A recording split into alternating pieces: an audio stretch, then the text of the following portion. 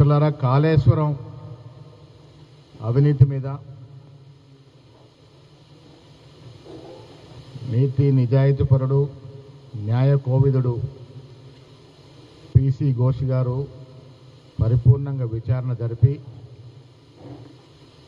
చాలా వాస్తవాల్ని వెలికి తీయడం జరిగింది. కేసీఆర్ కుటుంబం యొక్క అవినీతి, ముఖ్యంగా కాళేశ్వరం ప్రాజెక్టులో జరిగినటువంటి అవినీతి మీద సమగ్ర విచారణ జరిపి కేసీఆర్, హరీష్ రావులు దోషులుగా నిలబెట్టింది. దానికి అనుగుణంగానే రాష్ట్ర ప్రభుత్వం అసెంబ్లీలో చర్చ పెట్టి వాస్తవాలు ఈ రాష్ట్ర ప్రజలకు కూడా తెలవాలని ప్రజలతో ఎన్నుకోబడినటువంటి ఎమ్మెల్యేల మధ్య చర్చ పెట్టి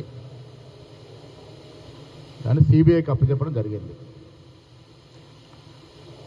రాష్ట్ర ప్రభుత్వ ఏజెన్సీ పిసి ఘోష్ ఇచ్చిన నివేదిక ఆధారంగా చర్యలకు పూనుకుంటే ఇది రాజకీయ కక్ష అని, రేవంత్ రెడ్డి గారు కక్షపూర్తిగా చేస్తున్నారని, ఇది అసలు ఈ విచారణ నమ్మకం లేదనే మాటలు అంటారు. కాబట్టి మరో ఎన్నో ఏళ్లుగా బీజేపీ నాయకులు నడ్డా నుంచి మొదలుకొని సంజయ్ వరకు కాళేశ్వరం ప్రాజెక్టు ఒక ఏటీఎం లాగా మారింది కేసీఆర్ కుటుంబానికని, దాచేస్తున్నారు ఎన్నో మార్లు చెప్పడం జరిగింది. కేంద్రంలో ఉన్నటువంటి ప్రభుత్వం బీఆర్ఎస్ పార్టీతో లోపాయకార ఒప్పందం ఉంది కాబట్టి ఇదివరకు చర్యలకు పూనుకోలే. కానీ రాష్ట్ర ప్రభుత్వం ఇవాళ సిబిఐకి ఆ కేసును అప్పచెప్తూ తదుపరి చర్యల కోసం అడగడం జరిగింది. కానీ ఇవాళ కోర్టు ఏదో కొన్ని రోజుల పాటు స్టే చేసింది. ఏదైనా కోర్టు తీర్పులకు అనుబడే, దానికి లోబడే చర్యలు ఉంటాయనే మాట స్పష్టం చేస్తూనే నిన్న కవిత గారి స్టేట్మెంటు కేసీఆర్ కుటుంబంలో ఒక కొత్త నాటకానికి తెరదీశారు. ప్రజలు తెలుసుకోవలసింది, కేసీఆర్తో పాటు వారి కుటుంబం అంతా కూడా ఒక పెద్ద దొంగల మూట. ఇలా చాలా తెలివిగా కవిత రూపంలో వచ్చి కేసీఆర్ని రక్షించే ప్రయత్నంలో భాగంగా ఇది మా నాయనకి ఏం తెలియదు, హరీష్ రావే దీంట్లో అవినీతికి పాల్పడినాడు, సంతోష్ రావే పాల్పడినాడని చిలక పలుకులు పలుకుతూ ఉంది. కవిత గారు ఇచ్చిన మాటలకి ప్రజలు తెలుసుకోవాల్సింది, ఆనాడు రాష్ట్ర ముఖ్యమంత్రి కేసీఆర్ గారు, కేసీఆర్ గారి యొక్క ఆజ్ఞ లేనిదే చీమ కూడా కదలలేని పరిస్థితి. మరి వాళ్ళ కవిత మాటలు నిజమైతే హరీష్ రావు గారే అవినీతికి పాల్పడి ఉంటే, ఆనాడు హరీష్ రావు ఇరిగేషన్ మంత్రిగా ఉంటే ముఖ్యమంత్రిగా కేసీఆర్ గారు ఉన్నారు, కవిత గారు పార్లమెంట్ సభ్యురాలుగా ఉన్నారు. ఇవాళ కవిత చెప్పిన మాటలు నిజమైతే మరి హరీష్ రావు గారిని చర్యలు ఎందుకు తీసుకోలే ఆ రోజు ముఖ్యమంత్రి గారు? మరి ఈ కవిత గారు ఆ రోజు ఈ అంశాన్ని ఎందుకు లేవని తెలియదు.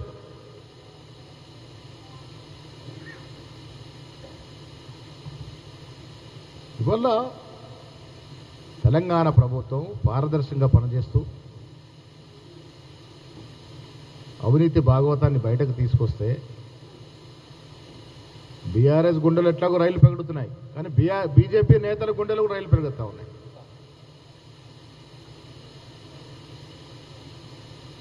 వాళ్ళు పరిపూర్ణంగా ప్రక్షాళన జరగాలని అవినీతి అని ఘోష్ కమిషన్ ద్వారా చాలా వాస్తవాలు బయటకు తీసుకొస్తే టీఆర్ఎస్ తరఫున బీజేపీ వకాలతో పుచ్చుకున్నట్టుగా మాట్లాడుతూ ఉంది, ఒకరిద్దరు నాయకులు మినహా.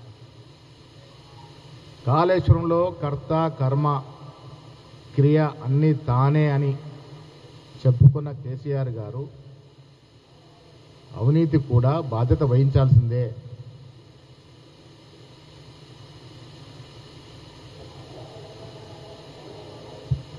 కవిత గారి మాటల్లో ఒకటి మాత్రం వాస్తవం స్పష్టమైంది, ఆవిడ కూడా అంగీకరిస్తూ ఉన్నారు, కాళేశ్వరంలో అవినీతి జరిగింది.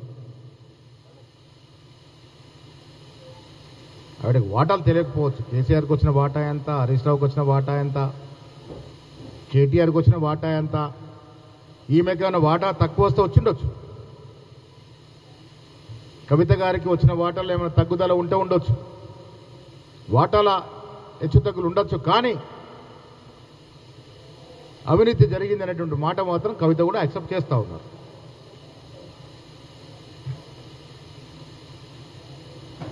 మొన్నటి వరకు అన్న మీద రుసరుసలాడినటువంటి కవిత ఒక్కసారిగా ప్లేట్ మార్చి ఆ బాణాన్ని హరీష్ రావు సంతోషం ఎందుకు మళ్లించింది, ఇది కూడా కవిత గారే చెప్పాలి. కేసీఆర్ చుట్టూ దయ్యాలు ఉన్నాయి అంది.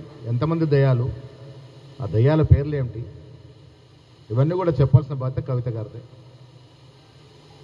మిత్రులు, ఒక్కటి మాత్రం వాస్తవం, ప్రజలు నమ్మకం పెట్టి తెలంగాణలో ముందు నడిపినాడు కాబట్టి ఈయన చేతుల్లో పెడితే తెలంగాణ బంగారు మయమవుతుందని, మా బతుకులు బాగుపడతాయని, మాకు ఉద్యోగాలు వస్తాయని, మాకు డబుల్ బెడ్రూమ్ ఇల్లు వస్తాయని నమ్మకంతో కేసీఆర్ చేతులు అధికారం పెడితే ఇలాంటి ప్రాజెక్టుల పేరిట లక్షల కోట్ల ప్రజాధనాన్ని దుర్వినియోగం చేశారు, తినేశారనేది మాత్రం ఇవాళ కాళేశ్వరం రిపోర్టు వల్ల అర్థమవుతా ఉంది.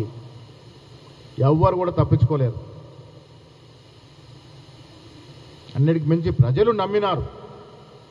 ఘోష్ కమిటీ నివేదిక ఇవ్వాల్సింది, కానీ ఎన్నికలకు ముందే ప్రజలు నమ్మినారు కాబట్టే కేసీఆర్ కుటుంబం ఇంకా అధికారంలోకి వస్తే మూడోసారి దోచింది సాధు కదా, మొత్తం రాష్ట్రాన్ని దివాలా తీస్తారని నమ్మినారు కాబట్టి అధికారులను బదలాయింపు చేసినారు.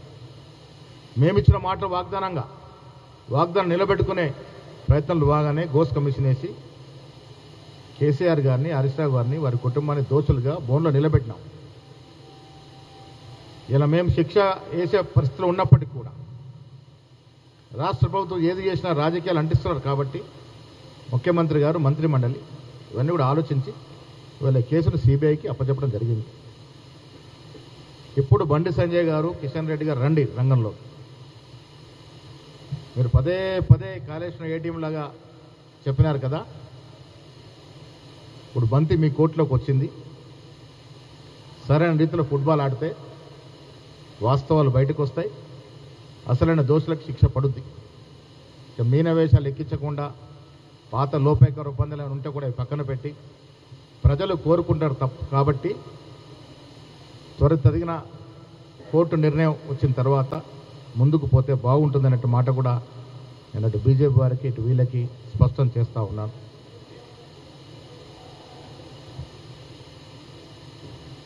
ఆనాడు